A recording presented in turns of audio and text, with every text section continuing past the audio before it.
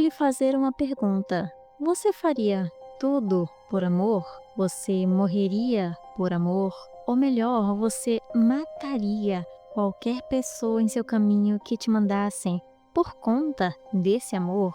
Mesmo se isso significar se tornar uma arma sem emoção ou um coração? É sobre isso que esse mangá de romance e violência, Nezumi no Hatsukoi, fala. Uma história de se traumatizar qualquer um que for ler, que terá também o seu coração destruído por dentro.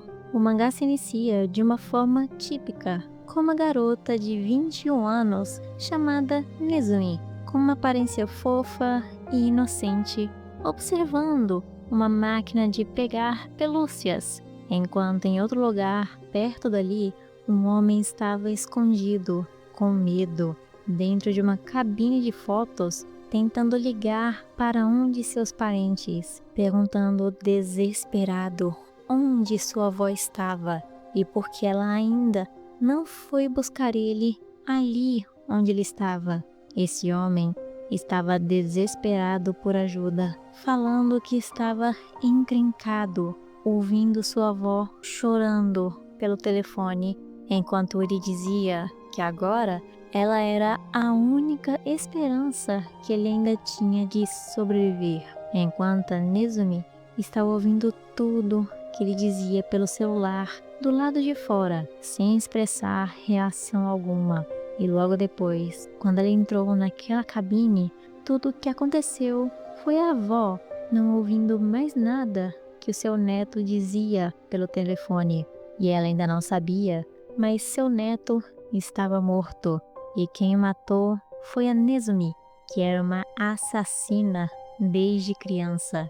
Enquanto ela estava indo embora, ela voltou a ver aquelas mesmas pelúcias na máquina que ela nunca conseguiu ter. Mas dessa vez havia um outro garoto olhando junto com ela. Ele se chamava Ao, falando com ela de um jeito vergonhoso e desajeitado, tentando parecer que era bom no jogo para conseguir aquele prêmio para Nezumi, sem nem mesmo saber quem ela era ou seu nome. E quando ele não conseguiu pegar aquele brinquedo, ele foi embora para pegar mais moedas, prometendo voltar e conseguir o prêmio. Porém, antes dele fazer isso, ela teve que ir embora, obrigada pelo seu chefe, o deixando completamente sozinho, dizendo que ela não podia ficar lá na cena do crime depois de ter terminado o seu trabalho. E ela apenas respondeu que estava observando uma boneca enquanto se lembrava do rosto daquele garoto. E em sua casa, a aparência dela refletia sua vida. Era vazia, sem móveis, sem ninguém, apenas ela, um colchão e remédios, aos quais ela se referia como a refeição do dia. E durante a noite, ao dormir, ela tinha pesadelos com o seu próprio passado de quando ela era pequena. Um homem tentando tirar vantagem dela depois de já ter feito essa mesma coisa com todas as garotas e crianças presas junto com ela, dizendo que assim ela vai conseguir provar o seu valor, acordando então depois seu pesadelo para mais um dia em sua triste vida, repetindo o ciclo de assassinatos, mortes e o vazio em sua vida, sem sentir nenhum remorso em fazer tudo isso, sendo descrita como uma ferramenta útil para a máfia a qual ela trabalhava, respondendo que era por causa dela que a associação deles cresceu tanto, respondendo também que, graças a isso, eles podiam finalmente esquecer do passado, porque naquele dia, naquele pesadelo que ela tem toda noite, aquele homem, na verdade, não conseguiu tirar nada dela. Na verdade, foi ela quem foi capaz de matar aquele homem, ainda jovem, e outras crianças que estavam presas com ela.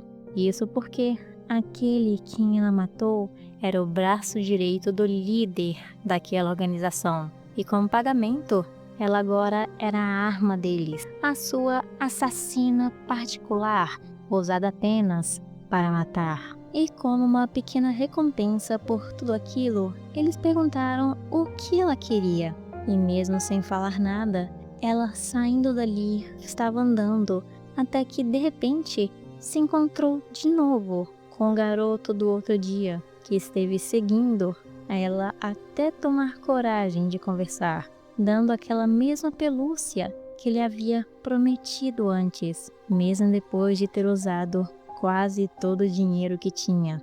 Ainda com aquele jeito nervoso tentando falar com ela, e a Nezumi recusando todo tipo de avanço dele, apenas ouvindo ele se confessar de que não para de pensar nela e que se apaixonou à primeira vista, e mesmo não parecendo aquela assassina sem emoção, o coração se sentiu feliz, e ao vê-lo chorando, desesperado, depois de pedir para eles saírem juntos e não entender nada, sua vida mudou completamente, porque depois de 6 meses, aquela casa que antes era vazia e sem vida, agora estava preenchida de móveis, amor, felicidade e um jovem casal que estavam agora morando juntos, uma vida feliz, enquanto ela ainda mantinha em segredo uma versão de sua vida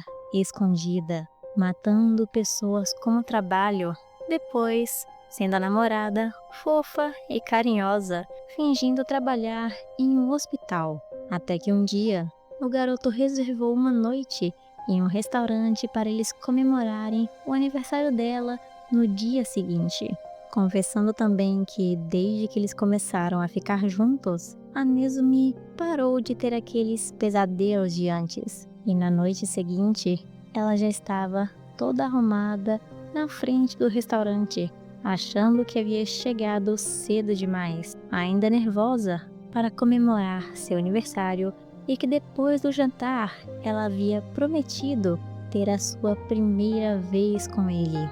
Mas então, sem nenhum aviso prévio, seu chefe ligou para ela dizendo que chegou um trabalho de última hora, forçando ela a cancelar seus planos, pensando que aquilo seria um desastre. Porém, ao chegar ao seu trabalho, ele encontrou outros membros da organização torturando quem ela deveria matar. E ao ver quem ela se deparou com seu namorado, o vendo ferido, amarrado e despido na frente deles, com seu chefe perguntando a ela se ela se divertiu nesse meio ano em que eles deixaram ela ter uma vida relativamente normal, ou seja, esse foi o pedido que ela fez naquele dia.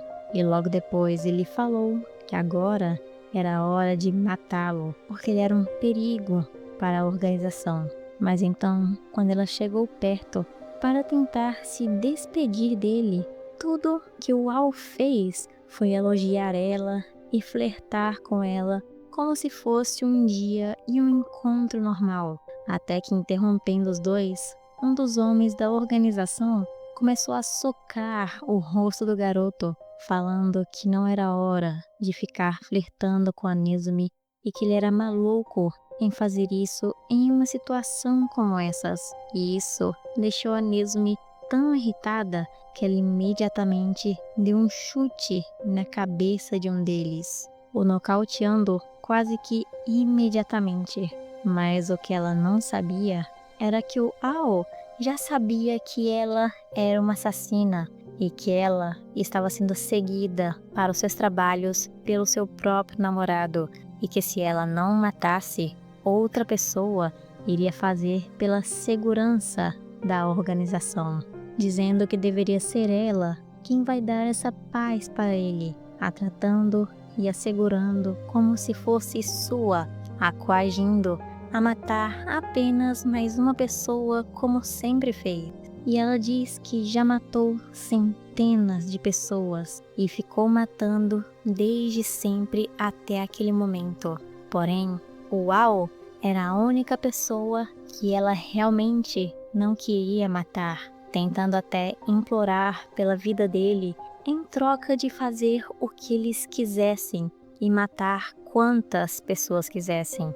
Mas vendo que ela agora tinha emoções, o líder não gostou nem um pouco disso e disse que ela estava quebrada e precisava ser consertada, porque ela não passa de uma ferramenta usada para matar, forçando ela a ficar presa e observar a morte de quem ela mais ama sem poder fazer nada. E antes de ser morto, o Al até tentou defender ela, falando que ela não era uma ferramenta, e sim a sua namorada, quase chorando e morrendo na frente da Nezumi, apenas para ensinar a ela que uma vez que se entra nesse mundo, não tem mais volta.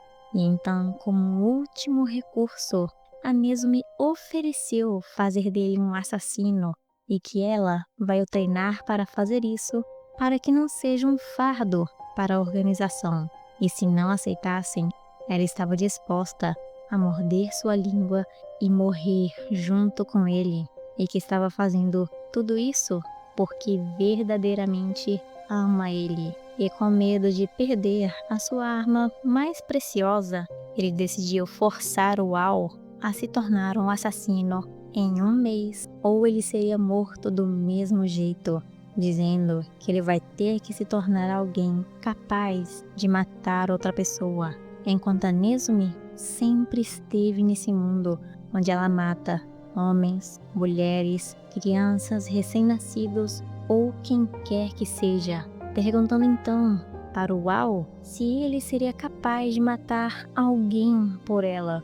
E tudo que ele responde é que era horrível eles estarem forçando ela a fazer isso, mas que pela felicidade deles, ele vai matar todos os inimigos dela. Mas será se tornar um assassino realmente vai trazer a felicidade deles e vai valer a pena? Não podemos ter certeza, porque aqui é o final do vídeo.